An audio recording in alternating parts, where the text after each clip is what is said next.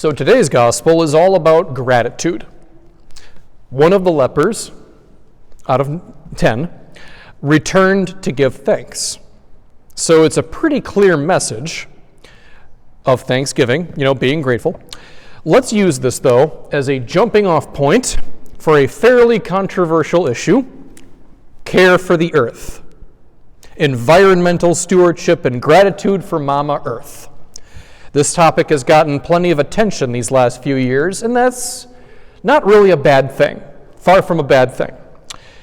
We should all be talking openly about care for the environment, certainly. And we have different ideas about how exactly to go about doing that. That's where the controversy kind of comes into play.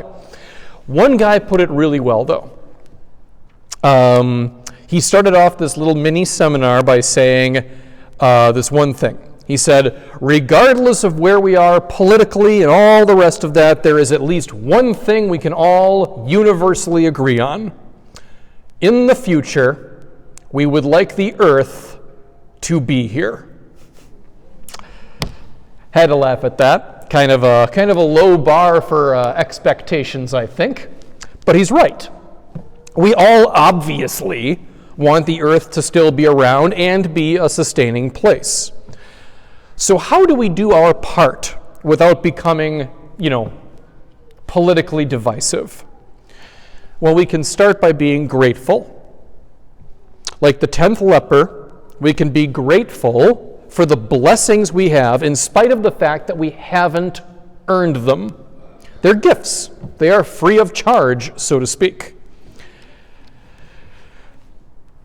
What do you want from someone when you give them a nice gift? When it's thoughtful and maybe kind of expensive and it's just the perfect gift and you give it to them, what do you want from that person in exchange? Doesn't matter if we're talking about some earrings, a new phone, a nice bottle of wine, whatever. You don't want to be reimbursed for it, right? Because then it's not a gift. Then it's a sale. As a gift giver, all you really want is for the recipient to appreciate the gift and not let it go to waste. What if those nice earrings never come out of the jewelry box? Or the phone is immediately broken because they were tossing it around as if it wasn't a fragile piece of electronics? Or what if they take the wine and they mix it with Pepsi? And then serve it with a hamburger or something. My family are wine enthusiasts, so I know that is a cardinal sin of wine. So for those of you not old enough to drink yet, don't mix wine and Coca-Cola or Pepsi. Your grandfather will shed tears for you. Can you imagine what a gift giver would think if they saw any of that?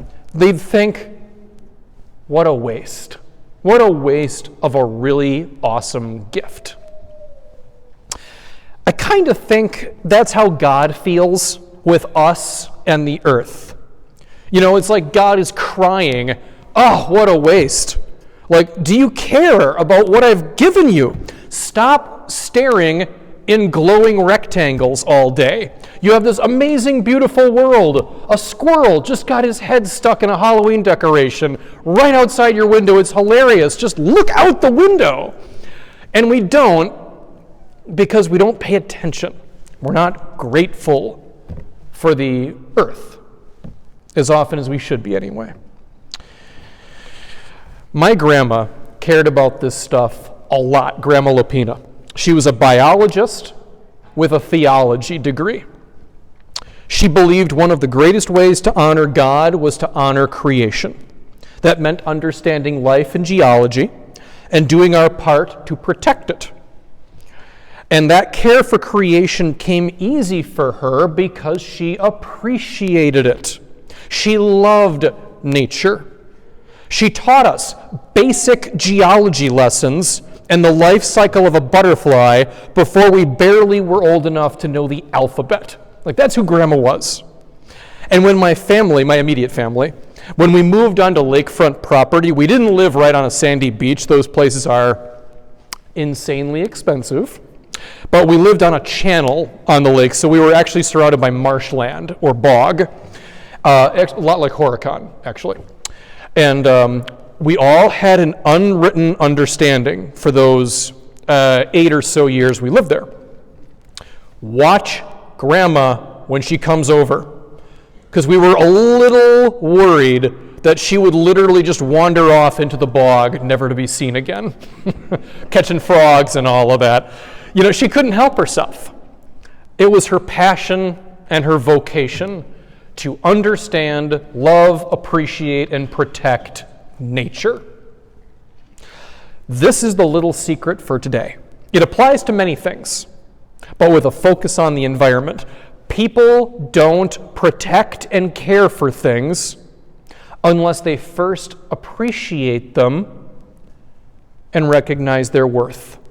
You know, when a person builds a house from scratch, chances are they love it. It's theirs, and they do everything they can to maintain it. But a person who rents a cheap apartment because they don't really care all that much, they're very likely not going to maintain the property themselves. It doesn't mean all that much to them. A person who doesn't value their friend probably won't do much for that friend in their hour of need, when they need protecting and care. And the people who do true and lasting damage to the earth, they're probably the folks who don't really love it for what it is. And by the way, just today is what I was doing this morning. At a pro-life event, the main speaker was talking about the structure of law and justice, as we understand it as Americans. And he said practically the same phrase with respect to good law that I just used for creation. He said, I wrote this down as he said it because it was so meaningful. He said, "You don't keep what you don't treasure, and you don't treasure what you don't understand." So he was saying ignorance of why our law, our system of government is good, ignorance of that means we don't treasure it, and if we don't treasure it, brothers and sisters, it ain't going to be around for long. It all starts with ignorance or the lack thereof. And I know this is a generalization to a certain degree. Some decisions with law or creation, some of them are remarkably complicated. And I don't mean to oversimplify the issue. But there is a certain direct relation between protecting something and being grateful for something. When gratitude is in our hearts, we tend to give more and take less. We are less like conquerors and more like curators, which is a fancy word for a gardener. And what is the earth but one big garden?